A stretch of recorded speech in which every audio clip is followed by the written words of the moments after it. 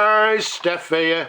Okay, so some of you will know that I recently did a nice pen haul review, and I had an eagle-eyed viewer that spotted 2 pens. He emailed me quickly, he asked me if they were available, I said yes, and he said, can I reserve them subject to restoration? And the answer was, yes you can.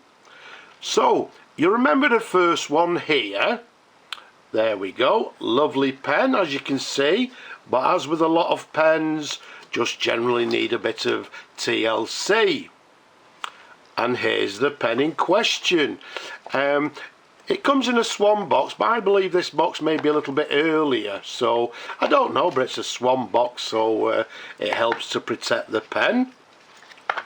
So let's pop that to one side, and here's that gorgeous pen after TLC. It's been fully restored, it's got a brand new neck sack inside. Everything's been cleaned internally, totally disassembled, and it's ready to go overseas to the new owner. So what we've got is a Swan. Let's just show you the barrel imprint. We've got a Swan leverless pen, as you can see there, with a patent number, maybe Todd and Company Limited, made in England. Lovely clear imprint, and then to the end of the barrel, okay, I'm hoping you can see there, it's got L205-62. So it's a leverless pen, the model being L205-62. Now the 62 relates to the colour of the pen, and I believe they call this the wine and silver. Now saying that, yes, it has the wine colour and silvers, but it also has splashes of grey, splashes of brown, gold colour, blacks, etc., but in gorgeous condition, as you can see. Comes with a single cap band. It's got a nickel clip with the word Swan to the top there. To the very top we've got this black cap to the top with the Swan logo to the very top there. Now let's unscrew it. Incidentally, before we show you a little bit more, the pen capped is 137mm capped around the diameter, 11mm in diameter. Okay, let's give you one of the customary twirls. Absolutely gorgeous, as I said, fully restored and ready to go to the customer. There's the nib, and it's got a lovely Swan number 2. It's got a G underneath, 14 carat 585, maybe Todd and Company, and then you can't see it, it's inside the section, made in England. There's a sideways view.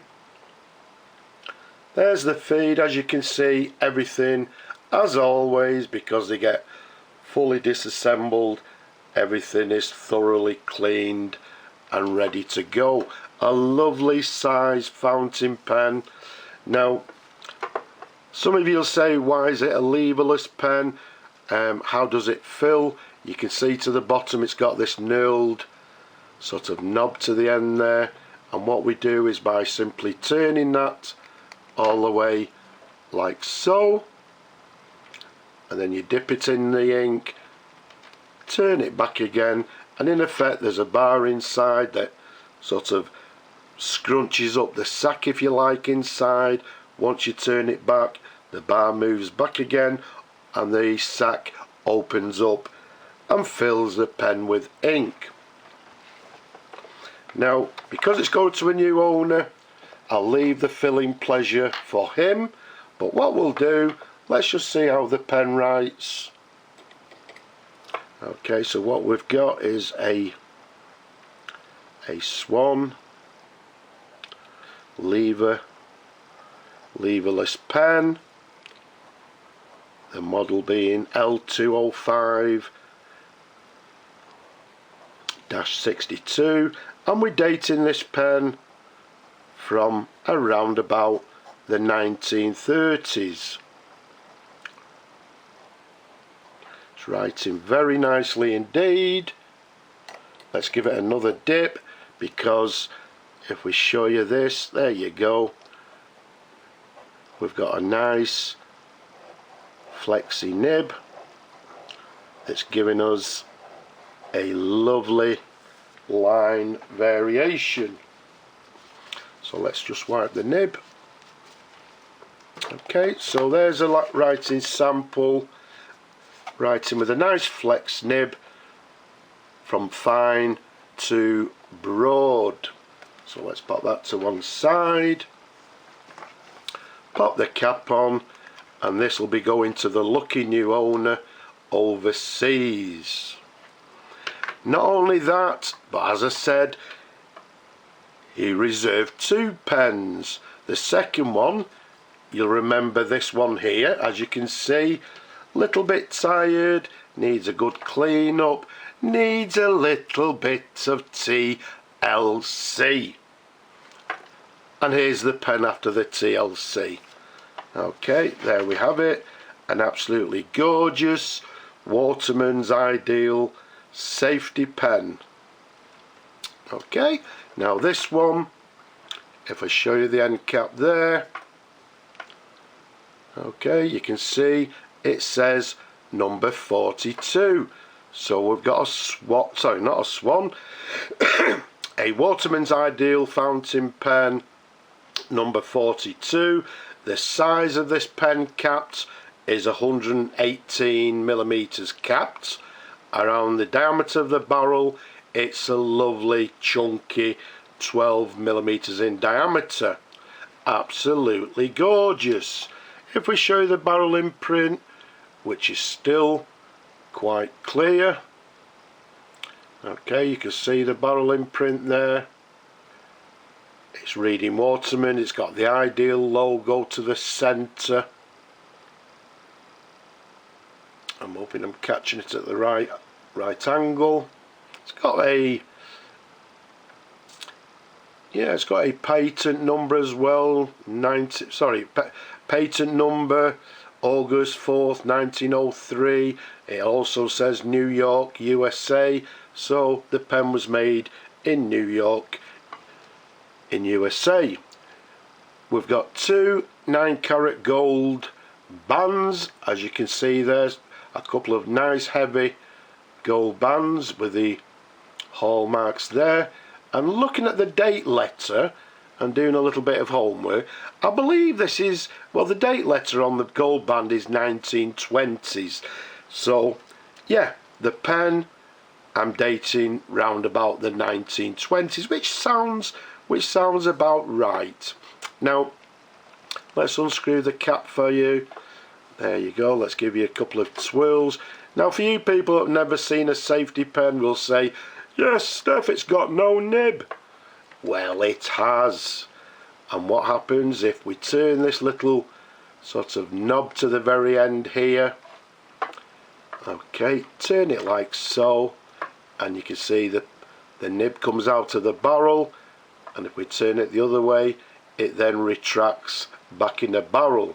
The reason it's a safety pen, inside the cap here, just to the bottom, there's what looks like a flat button, and in effect what happens, as you screw the cap back on, the button comes in contact with this flat area, and in effect it closes, well, it closes off the ink, and hence the safety pen. Okay, so once you put the cap back on, the barrel is now touching this button inside and making it safe to travel with, allegedly. So let's take the nib back out again. Let's bring it a little bit closer so you can see it. Okay, and what we've got, nice and simple, is a Waterman's Ideal registered US Pat Office number 2, and then to the very bottom, I don't know if it's inside the section, it's got made in USA. And if you look, I think it's a little bit of a stub nib, or is it a little bit oblique? Well, the answer is let's find out. Now, to fill these pens, normally what you would do is retract the nib. You would get an eyedropper, fill the eyedropper with ink, and then fill inside the barrel here full of ink. And it does hold a good capacity of ink. But, as I said, this is going overseas to a new owner. We'll leave that pleasure for him, but what we'll do, we'll just do a little bit of a dip test. So what we've got is a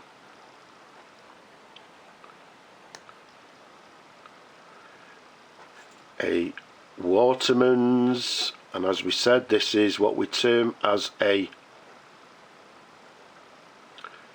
safety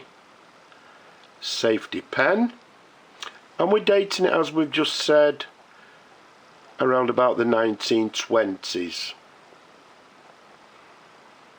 Yeah, it's writing, I would say, with a slightly oblique nib.